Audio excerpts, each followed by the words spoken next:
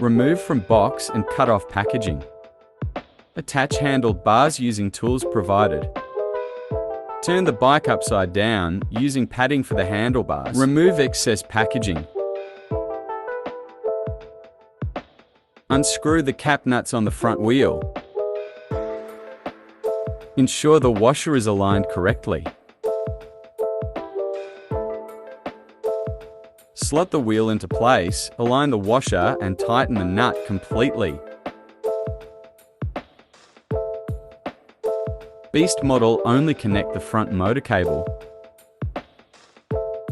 Attach the left and right side pedals. Attach the front fender. Connect the display cable. Remove bottom 2 screws to attach the cup holder. Use brackets to attach the headlight.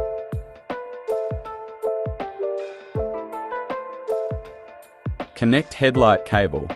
Optional add-on throttle for private property use only. Attach foot pegs.